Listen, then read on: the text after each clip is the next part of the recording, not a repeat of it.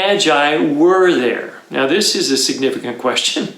We do not know, but it is often assumed that there were three because of the three gifts that the men brought to the young king of the Jews: gold, frankincense, and myrrh.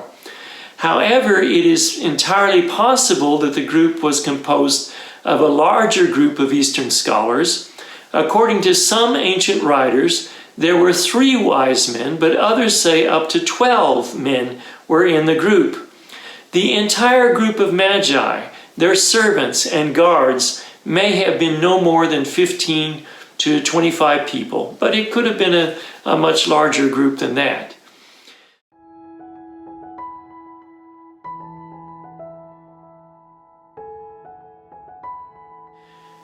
Then there's also a question that arises because of another popular belief.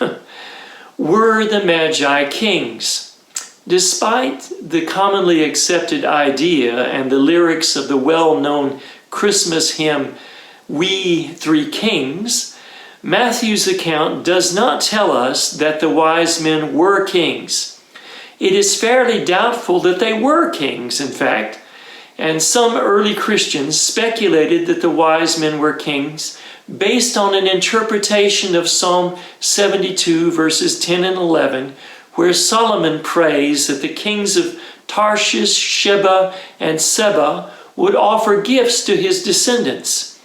Similar gifts to those that are mentioned concerning the Magi. And you can find things like this in Isaiah 60. However, neither one of these biblical passages seems to be directly related to Matthew's wise men.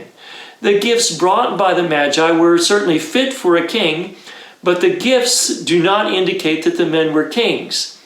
In the ancient world as well, and even in the present, a king or a group of kings visiting a faraway country would be housed and fed for the duration of their visit by the local monarch.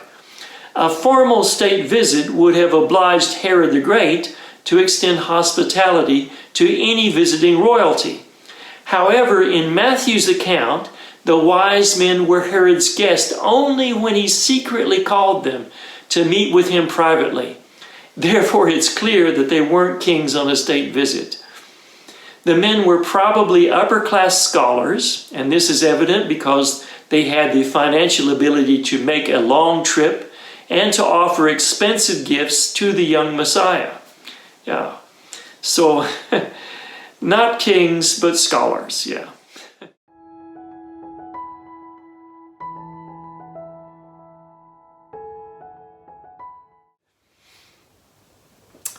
When did the Magi arrive in Jerusalem?